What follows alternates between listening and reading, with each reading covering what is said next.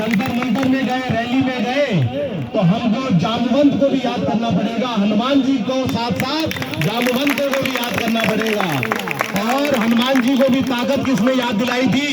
कहे रीछ पति सुन हनुमाना, दास बुलाए विज्ञान निधाना, पवन तनय बल पवन समाना, बुद्धि विवेक विज्ञान निधाना। तो हनुमान जी को भी ताकत याद दिलाने जैसे वाले बुजुर्ग, महिला शक्ति और गरुड़ के रूप में थोड़ा थोड़ा हमने भी शायद कहीं पे किया हो। तो एक बार पुनः पूरे वासियों को बधाई। और साथ ही साथ एक बात और जो सब लोग कह रहे हैं, जिसको मैं जोड़ना चाहता हूँ कि कंडी मार की लड़ाई होनी चाहिए, दोनों मंडलों को जोड़ने की बात होनी चाहिए, तब उत्तराखंड की बात साकार हो पाएगी। हम छोटी सोच में नहीं रहेंगे, बड़ी सोच रखनी होगी और गढ़वाल और कुमाऊं को मिलाना होगा। उत्तर प्रदेश होते हुए हम नहीं जाएंगे। इस बात को भी हमें लगातार रखना है। एक बात पुनः मैं सबको धन्यवाद भी दे रहा हूँ, प्रणाम भी कर रहा हूँ, नमन भी कर रहा हूँ। नेताओं को भी धन्यवाद देना चाहता हूँ क्योंकि उन्होंने भी कुछ न कुछ भूमिका निभाई है। मैंने तो कल भी सबको फोन किए, सबको धन्यवाद दिया, क्योंकि देखिए नेताओं को गाली देने से काम नहीं चलेगा। काम चलेगा तो सही नेता चुनने से। चुनने के बाद गाली को क्या मतलब होगा? तो कभी भी काम तो उन्होंने ही करना है, रोड अभी भी उन्होंने बनानी है, अटक न जाए, भटक न जाए, लटक न जाए, इस बात का हमको ध्यान देना है। इसलिए सबका धन्यवाद, बड़ा दिल रखिए, बड़ा काम करिए। एक बार पुनः आप सब लोगों का बहुत बहुत धन्यवाद। थैंक यू सो मच आप सब लोग। धन्यवाद। मैं कोठारी जी अभी मैं मंच में बुलाना चाहता हूँ हेमा नेगी जी। हेमा नेगी जी यहाँ पर हमारे आचार्य भी यहाँ पर पधार चुके हैं, लपेड़ा जी यहाँ पर पधार चुके हैं। एक बार गुरु जी के लिए भी जो है जोरदार तालियां। जब से महाशिवपुराण का ज्ञान यज्ञ इस पूर्ण धरा पर हुआ है, तब से ही हमको शुभ समाचार मिलना शुरू हो गए।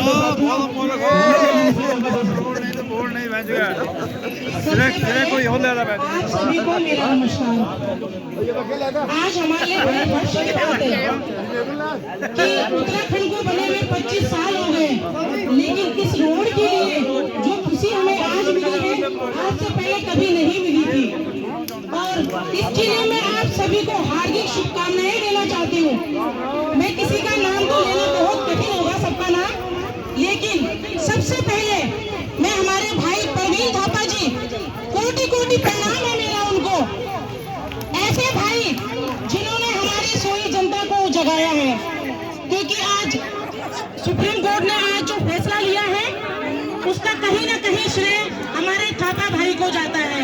क्योंकि अगर वो दिल्ली पैदल ना जाते, ना तो हमारे पास यहाँ आते और ना यहाँ धरना पर बैठते, तो मुझे नहीं लगता कि सरकार अपनी पैरवी को करती। आज अगर वो पैरवी हुई है तो वो थापा भाई जी के कारण हुई है। यहाँ आंदोलन पर हमारे पूर्व सैनिक, हमारी बड़ी संख्या में हमारी मातृशक्ति, हमारे बुजुर्ग, बहुत सारे छोटे युवा भी हमारे यहाँ पर आते हैं। बहुत सारे भाई ऐसी हैं जो दूर रहते हैं लेकिन सोशल मीडिया पे हमारे आंदोलन का समर्थन करते हैं। मैं आप सभी का धन्यवाद करूंगी, आप सभी के कारण हमारी ये जीत हासिल हुई है। लेकिन इस खुशी के कारण कहीं आप खुशी में इतना मगन मत हो जाना कि कहीं सामने वाला सोचे कि ये तो भूल गए इस रोड को, हमने इनको सुप्रीम कोर्ट का फैसला सुनाया और ये अब ढीले पड़ चुके हैं। तो ध्यान रखना मेरी बहनों, हमें बिल्कुल भी ढीला नहीं पड़ना है, हमें बिल्कुल भी कमजोर नहीं पड़ना है। ये समय असली चुनौती का है, असली युद्ध जो होगा अब होगा। सुप्रीम कोर्ट ने अपना फैसला सुना दिया, लेकिन हमारी जो सरकार की कार्यशैली है अब उस पर प्रश्न चिन्ह उठेंगे। हमारी सरकार कैसी रोड हमें देती है? अगर वो खाली रट्टे सट्टे देने की सोच रही है तो हम ये कतई नहीं होने देंगे। हम इस धरना को तभी यहाँ से उठाएंगे जब हमारे लिए ऐसी रोड बनेगी जो 24 घंटे चलेगी और 12 माह चलेगी। हमें ऐसी रोड चाहिए। और अगर सरकार ने हमारे साथ छल करने की कोशिश करी, अगर अपनी राजनीति को बीच में लाने की कोशिश करी और लोगों को बहकाने की कोशिश करी, तो ये सरकार के लिए बहुत बड़ा घातक होगा। और हमारे ये तेजी से चलना चाहिए। देखिए, मुझे पता है सभी लोग रोज नहीं आ सकते, मैं खुद नहीं आ सकती हूँ, लेकिन 3-4 लाख की आबादी हमारे यहाँ लाइट बंद करवा रखी जानबूझ के 3-4 लाख में क्या 300-400 लोग, अगर रोज यहाँ पर 500 लोग भी आते हैं तो तब तब भी उस व्यक्ति का नंबर 2 महीने में पड़ेगा या 3 महीने में पड़ेगा।